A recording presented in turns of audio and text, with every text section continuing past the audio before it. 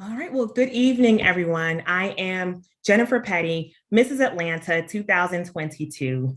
We have reached the final conversation in the maternal health web series. Can you believe the final conversation? I have really enjoyed engaging with you all.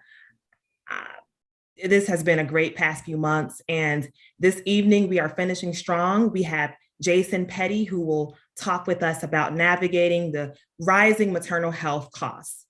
When we look at maternal mortality and morbidity rates, we know that costs can certainly be a stressor and serve as a barrier to adequate care. Therefore, it is crucial to me, it was really important to me to make sure that we include a conversation in this series that empowers financial well-being and equips moms and support people with as much information as possible. So with that being said, Jason is an attorney, a United States bankruptcy trustee in the Northern District of Georgia, and National Association of Bankruptcy Trustees board member who has presided over a diverse spectrum of financial scenarios. He is owner of the law offices of Jason L. Pettie, former judicial clerk to Chief Judge Richard Taylor of the United States Bankruptcy Court for both the Eastern and Western Districts of Arkansas, and graduate of Howard University School of Law, HU, and University of Virginia. My favorite fun fact about Jason, for those who may not know, he is actually my wonderful husband and father to our one-year-old daughter, Jayla Ann Rose. Therefore, he is also speaking as a dad who does have recent experience. Jason, welcome. Thank you for taking time to chat with me about this really important topic. Thank you, Jennifer. I can't believe it. It's so amazing to meet you. So good to see you here. But no, thank you for having me on. These are conversations that Jennifer and I get to have semi-regularly, and so we're glad to kind of share some of the things we've learned with you, because it has been a journey. It has been a journey, and I think when we think about kind of big cost items, right? We tend to think about our houses, or maybe our education, your college education, or your graduate school education, or maybe our cars. But I think you would agree with me that this kind of ranks up there when you look at the costs. Oh, I could have bought a nice car if we didn't have a baby.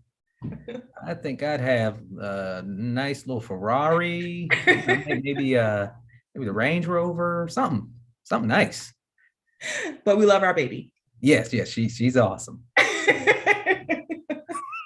So that being said, I fun with her too. She's fun. We'll keep her. Tell us about your work and some of the trends that you see with people struggling with finances.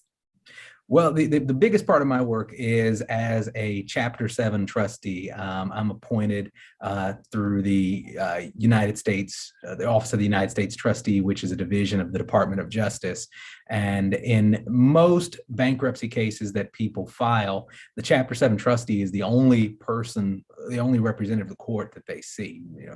If you go before a judge, there's usually something seriously wrong with your case. There's something going on. So in most cases, the trustee is the only person that you actually see. And so as a trustee, I see all kinds of debtors. I see the poor, unfortunate person who maybe just lost their job and hit a down spell. I see high rollers who used to run major million-dollar businesses, and now, through whatever, they are now, having to find themselves in bankruptcy. I preside over businesses, nonprofit organizations, you name it. And one of the things that I really enjoy about my job is kind of the sense of relief that I can tell that people have, when they get toward the end of the process. I'm required to ask certain questions of people when they come before me for their court hearing. And, at the end of it, some of them are usually like, wait, that's it? they're like, oh, wow, if I knew this was, that simple, I would have done this long ago, because it's just this dread. And finances are something that just cause a sense of dread to overwhelm people. And with a little bit of planning, people don't have to experience that. And so that's what I hope I can share with you today. And maybe if just one person out there avoids a mistake, this will be worth it. Awesome. Awesome. Along those same lines, let me ask you, how much does medical debt, in your experience, account for financial distress as well as bankruptcy? Well, medical debt, there are some conflicting stories there. Senator Elizabeth Warren put out a report a few years ago that indicated that medical debt is the leading cause of bankruptcies in the United States. That's a bit of an exaggeration. I think about 20% of the actual cases out there are cases where you could say medical debt is the predominant cause that led to their filing. But from my perspective as a trustee, the common thread that I usually see is people hit some sort of financial shock, usually through an income disruption. And that could be caused, maybe from a loss of a job. A lot of times it is caused from a situation where maybe someone had an illness or suffered an injury, and it's the loss of income from being out of work from that illness or that injury that leads to the bankruptcy. And so it is a significant component that leads to people having debt problems and people filing bankruptcy. And it's one of the it's probably the most unfortunate of all the causes of bankruptcy, because, it's not like a situation where somebody was living beyond their means and just running up the credit card bill, or went out and bought a car that had a way too high monthly payment. Nobody chose to suffer an injury and need a major surgery. That's not something that people chose to spend money on. So it's unfortunate when people have to file bankruptcy because of that. Right. Again, we were, about this time last year, we were giving birth to our daughter. So we, of course, we chat all the time about the kind of costs associated with it. What are some of the maternal health costs that stood out to you during our process? I would say that the biggest shock to me, as a dad going through the process, I expected the birth to be a big deal. You're going into a hospital and you've seen that on TV. The doctors come in masked up and, they're like, oh, wow, it's a boy, you want to hold him. But the biggest financial shock to me was just all through the process, all of these doctors visits, sometimes they'd be monthly, and then they became more and more often as we got toward the due date. And, those were some significant medical expenditures for those meetings. I think one time learned the cost of the ultrasound. It was like $10,000 for this detailed ultrasound, and it looked amazing. Like I could look, saw it. She had little eyebrows there, but that was a lot of money to see her eyebrows. But they're looking at lots of important things, making sure that you were healthy and safe, and that the baby was safe during the process. But I really didn't understand that, all of the costs that went into getting toward the birth. So that I think was the biggest shock for me as a father. Mm-hmm, mm-hmm. No, it was shocking to me as well. So you certainly were not alone there. As we look at maternal health and look at some of the standard costs, I did a little research. And so here in the state of Georgia, for instance, your typical C-section is $19,300. The average hospital bill for giving birth in Georgia is around $14,700. The amount your OB may charge for each visit could range anywhere from about $90 to $500. When we look at additional kind of ultrasounds and lab tests, we know that those are billed, upwards of about $100 a pop. And then when you get to tests like the amniocentesis, that can cost, more along the lines of $2,500.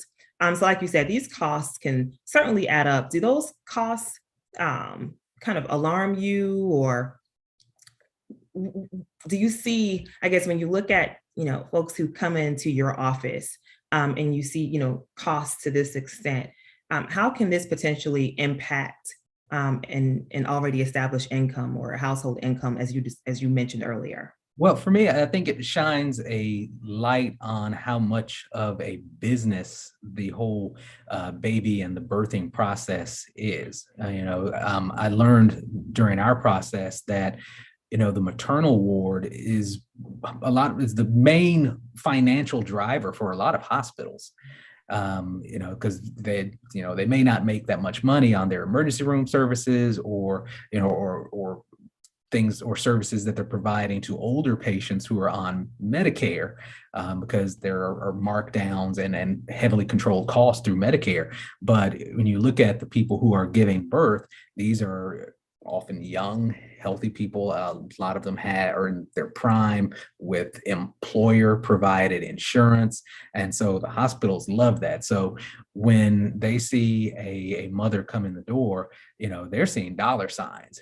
This is a emotional experience for the mother and father and families, but hospitals, for them, this is a business. And that's you mentioned the stat about the difference in cost between a C-section versus a natural birth. And that's why there's kind of an alarming increase, I think, that you have toward these C-sections, because a hospital can perform a C-section and get about 5 times what they would get from a natural birth.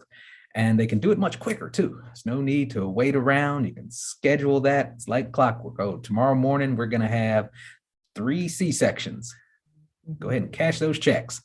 And so that's where the cost kind of comes in, and it can set back the patient a lot from having to go through those costs and incur those additional expenses. And it's also a more difficult recovery process too, which can lead to additional financial cost. And so that just kind of magnifies the alarming trend that we have here. And then you have, just the cost for additional tests that may be necessary, if they think you are a high risk patient.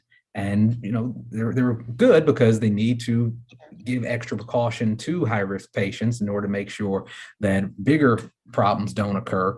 But it all adds up. And all I can say, from having gone through the experience is thank God for good insurance. Exactly. Mm-hmm.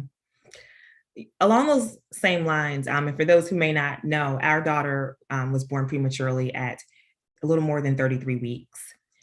So she was born at 33 weeks. She was a 4-pound, 12-ounce baby. So she definitely required a stay in the NICU. We know that, unfortunately, this is a common experience for babies to be born prematurely. So tell us about NICU costs and how this may impact your experience as well.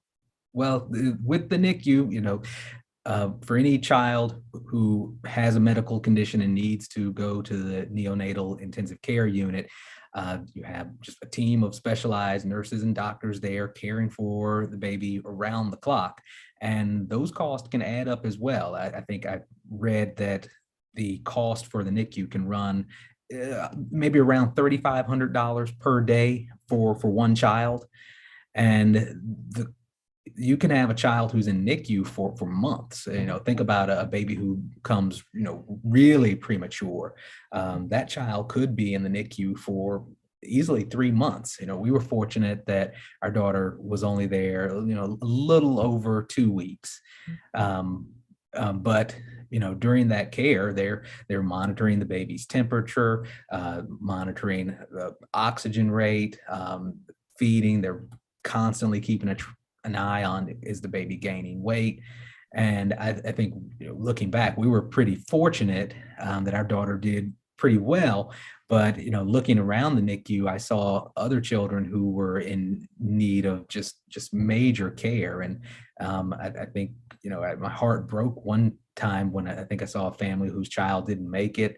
And just, I couldn't imagine what that must have been like for them, because you go to this point, you have the best day of your life, and then your child's there just fighting for its life, and then to potentially lose that battle. And on top of that, you may have all of the costs that were incurred, from this battle. So the NICU is a very stressful experience, and it can be a very financially straining experience if you're not prepared for that. Sure. Certainly. And, most of us don't anticipate having to have a NICU stay. So I'm glad that you did highlight that experience, as well as some of the costs that may come along with it. We have shared a lot about kind of the finances connected to maternal health, whether it be the ongoing visits to the OB, the different testing mechanisms that need to take place throughout the pregnancy, the birth itself, especially if you are going forward with a hospital birth. And then we also touched upon kind of the NICU costs. And I think that most people who are tuned in would agree and see that these costs, of course, add up.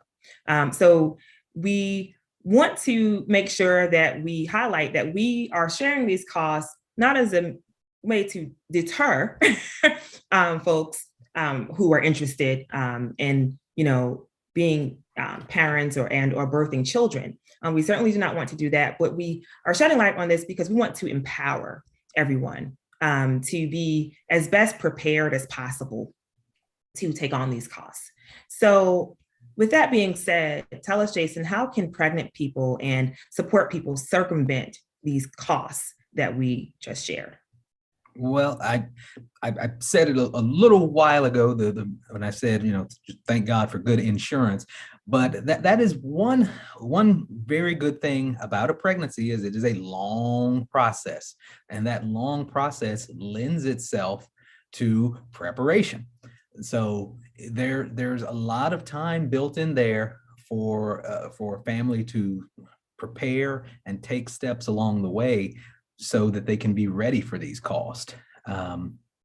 If you think back to, when you were growing up and people said, oh, you want to be responsible so you can do well and get a good government job with benefits. Well, this is kind of that opportunity to really bring that in. This is the day you've been waiting for. Because as part of that preparation, you can try to get your insurance in place. You can try to get the additional benefits in place through your employer. You can really kind of look at all of the resources out there and get them in place so that you're not hit with a mountain of debt from the birthing process. And so I would say that starts with looking at your insurance. If you're fortunate enough to have a job that provides health insurance, great. But when you get to the end of the year and you have that open enrollment period, you may want to take some extra time to look at the insurance plans that are offered. And you may want to get that Cadillac plan. If you know that you're going to have some expenses in the coming year, you're trying to have a baby, or maybe you're already pregnant at the time when you select your insurance, you may want to bump it up so that you don't have such a high deductible or such a high copayment, and your insurance can cover more of that. You may have a higher deductible each month coming out of your paycheck, but it will be worth it in the end if you don't have to cover as many of those expenses from the hospital on your own. Also, the thing I want to emphasize, if you do not have insurance, don't forget about the Affordable Care Act. Obamacare has an enrollment period every year toward the end of the year that gives you a chance to sign up. And so I would, caution anyone who's thinking about having a baby, don't go into a new year without insurance if you're thinking about having a baby, because you're potentially just putting yourself at risk for financial ruin. The other thing to consider, there are certain life events that qualify you outside of the enrollment period. So, the enrollment period is typically toward the end of the year. I think it's November and December, just that little 2-month period before the new year starts.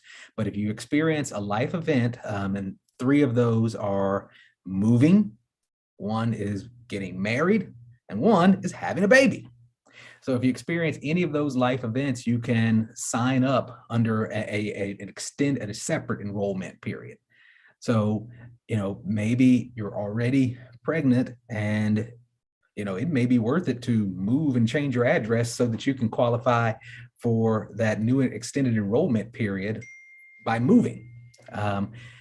If you are in the hospital and you've had the baby, it would be worth it if you have insurance through the healthcare marketplace to update your application, because now by having an additional member in your household, you may qualify for either free or reduced healthcare as a result of enlarging your household size. And so think about those life events and how they may help you to qualify and get insurance. And also, look at those other benefits that your employer may offer. There's often kind of the things that people really just glance over, but those things can really come in handy if you're going into a hospital and having additional healthcare expenses. Though some of those are, there's a hospital indemnity payment that some employers offer, where, for every day you stay in a hospital, they may offer a certain kind of stipend to cover that. They may offer some type of short-term disability. Had a baby, got to be out of work. That's a short-term disability. You qualify. So that's income you can get. And that really comes in handy when you consider the fact that most leave that companies offer in the United States is unpaid leave. We talk about the Family Medical Leave Act. It is here. It is a law that protects you in situations like this. But the thing that I did not really understand is that the FMLA is usually unpaid leave. And so, you have the ability to take this time off and to recover and spend it with your family. But most employers aren't going to pay you for that leave. And so if you can get short-term disability or some of these other benefits, they'll really help you during that time. One of the other things that I strongly encourage people to look into, your employer may offer what's called a flexible spending account, an FSA. You may also have the ability to do an HSA, that's a health savings account.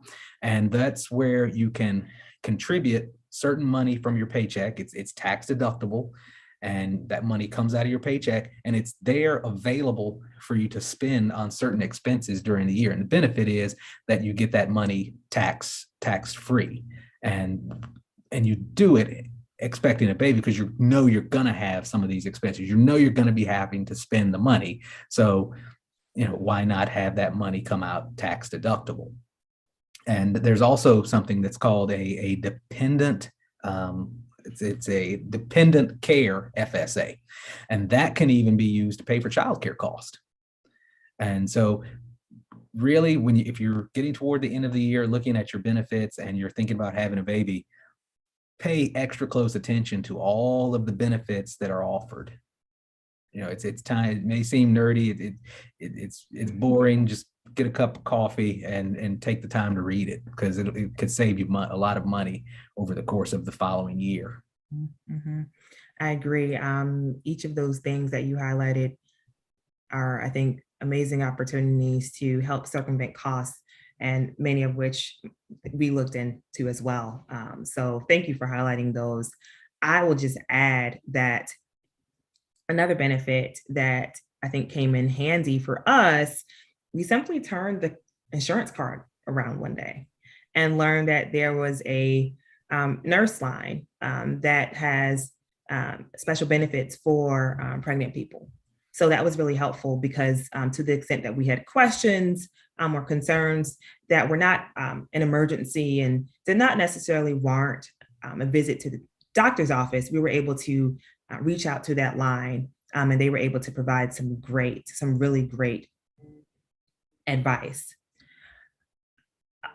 I'd like to kind of revisit kind of the shock factor. And in full disclosure, our hospital stay was a little longer than typical. We were actually in the hospital for a little shy of a month in total. So, of course, our costs were a little increased compared to the average hospital bill. But there were some things that a little bit of a shock. We learned that, let's say you need a Tylenol at some point during your stay. That was actually each Tylenol, you had 6 different times where you needed Tylenol. Those 6 instances will be on your hospital bill. And it will not be the same cost that you or I may purchase Tylenol in the drugstore, our local CVS or Walgreens, right? So that was interesting. The same thing with things like diaper rash cream for your baby, pads for the birthing person. These, things that we kind of don't really associate with these, kind of large medical costs, they add up. And so I found that surprising. And I learned later on that some, I guess, more experienced moms, this is our first baby, some more experienced moms, I guess, have learned to, speak to their providers in advance and discuss the possibility of maybe bringing some of these things in themselves and not having to pay more. What are your thoughts on this, or was this a shock to you? Well, I mean, I guess looking back at it, I mean, it of course seems egregious, but I guess looking back at it, I just try to keep thinking hospitals are a business. They're always looking for ways to make money. So, they of course, added all these different costs. And one thing that I found kind of funny, the hospital we were in would do these celebration meals every now and then. And we were there for about 24 days. And so during the course of our stay, I think we got about 4 different celebration meals. I think they were normally intended, like for the day you had the baby, now you're celebrating. And it was nice. They brought it was better than the regular hospital food, and they brought like the little champagne flute with like the little mini bottle. It was very cute. But I started joking with Jennifer. I was like, oh no, what they're celebrating is they got another $30,000 out of us. Like we probably just crossed another threshold. They're like, yay, let's celebrate. But I think we were also very fortunate because we happened to have had a very good friend who had a baby about a year before us, who lived close to the hospital that we were at, and she would send little care packages for us, and it had things in it that I hadn't even thought of, like the breast nipple cream and the breastfeeding pads. And I was like, what are these? I'd never even seen those in a store before. And so I think I would maybe suggest, if you have a friend, another mother, or just a coworker, somebody who's had a baby recently, ask them to help you in putting together a hospital bag. All of the things that they found helpful during their stay. Ask them to help you to put together a bag so that you can go in with all that stuff ready. Mm-hmm. Mm-hmm. What advice do you have for parents who may be getting ready to go on the maternal or paternal leave? And we talk a lot about kind of the costs associated with, the pregnancy and or the actual birthing process, right? But what about that process immediately after you have your baby? You hopefully bring your baby home, and you are on this, maternal, paternal leave. You mentioned earlier that it's not paid typically by most employers. Hooray if you're working with someone who actually does provide paid parental leave, but we know that unfortunately most employers within the country do not. So I guess, do you have any advice for parents who may be getting ready to embark on this situation? I think that the biggest tip that I can give, and this is not really a financial tip, but it's kind of just a personal one, don't be afraid to ask for help.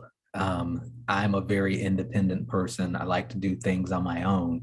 And, one of my friends kind of had to tell me, I was like, look, if you need anything, tell me. It was like, look, we want to help you. We want to be there for you. Just let us know. So, think about your close friends, your closer coworkers and family members, and don't be afraid or ashamed to ask for help.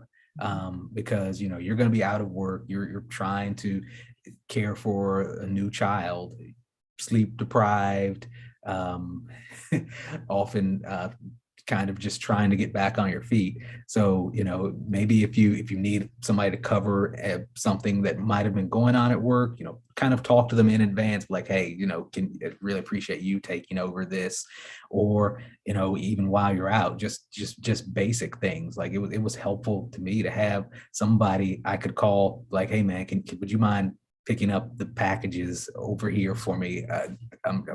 That was just nice to not have to worry about that. And, we were fortunate to have grandparents who were eager to want to come in and help. And, that was valuable time so that we could get just a little nap. Mm-hmm. And I also add, I think it was so helpful. We had so many loved ones who sent meals during that period. Oh, and yes. that was a tremendous help. I mean, of course, it's a help, when you have so many, of course, costs, but it was also a help, I think, just mentally being able to kind of not worry about what are we eating today, right? And just be able to focus on each other and on this new baby. Definitely. And, one of the things I like to tell people, think about where you're at. And, this is a kind of a once in a lifetime experience, and just be present. I'm somebody who, is often on the go, kind of, rarely kind of take time for myself.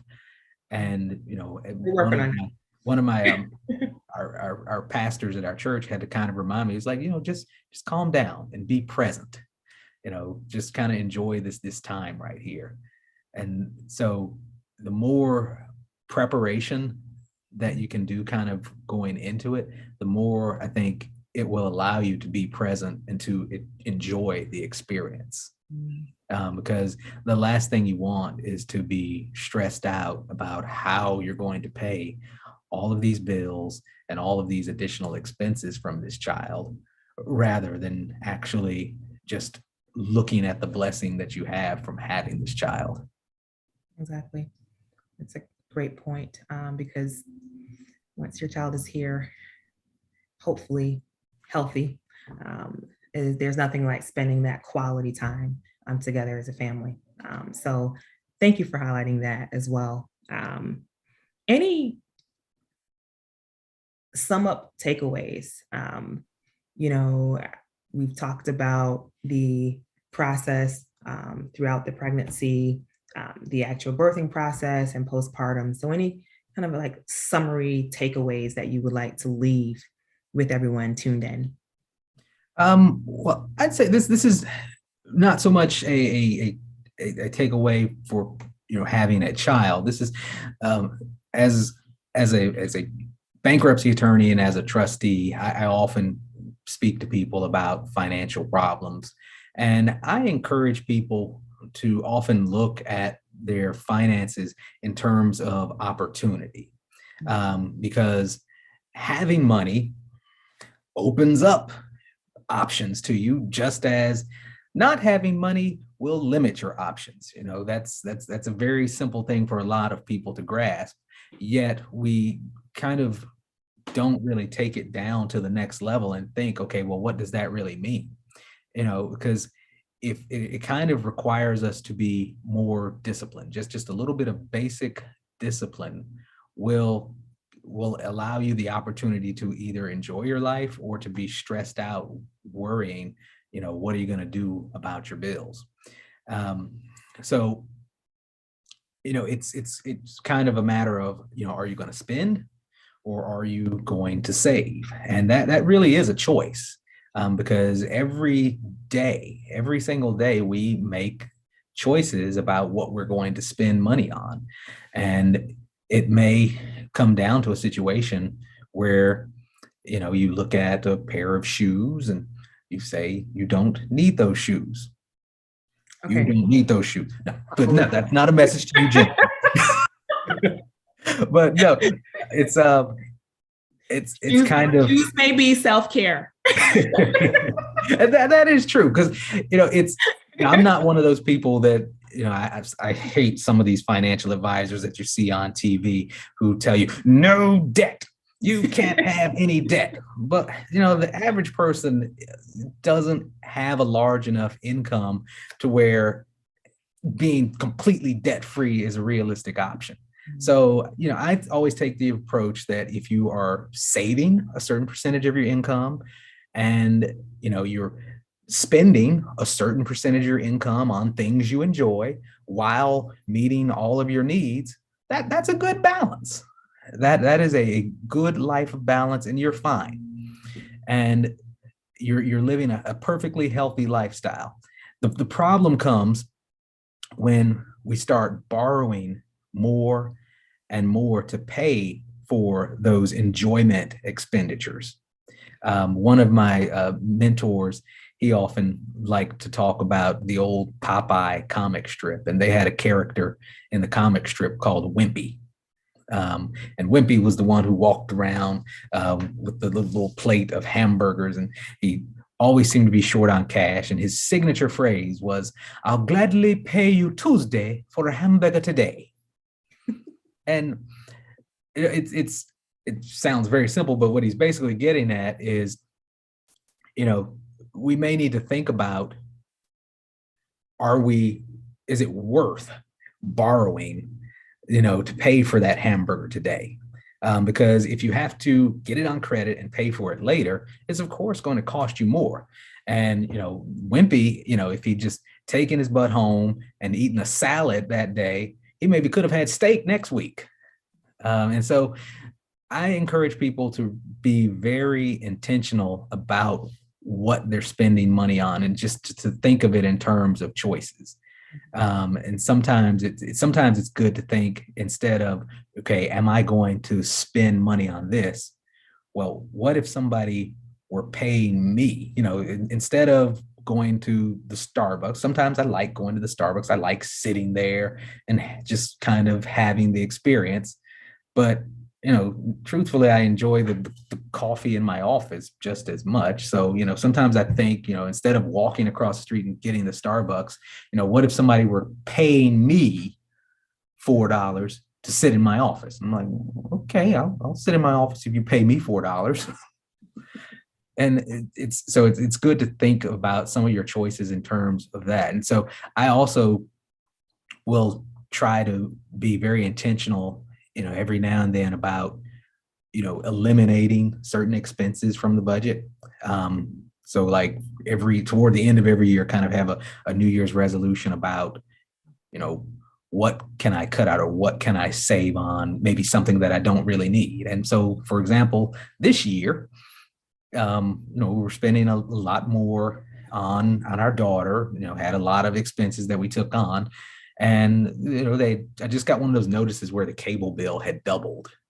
And so I waited to a very strategic point. I was like, all right, once the NFL playoffs are done, I think I can cancel the cable, because there's nothing really that I want to watch until March Madness comes on.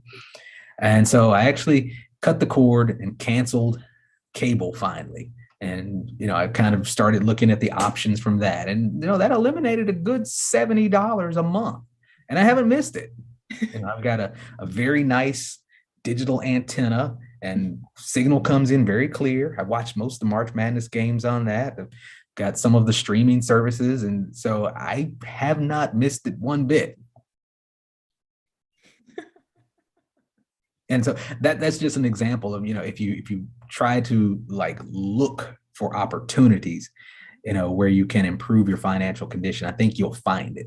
But the problem is, sometimes we get on autopilot, and we just, we don't want to give up anything, because people don't like lack.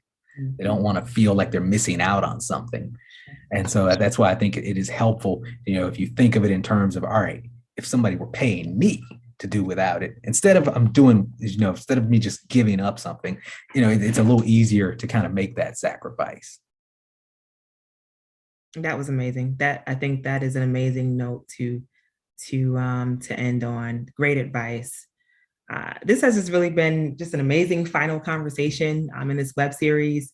Thanks, babe, for just not only being an amazing husband to me and dad to Jayla and Rose, but also for being an out of this world attorney and United States trustee that truly cares about helping people be their best financial selves.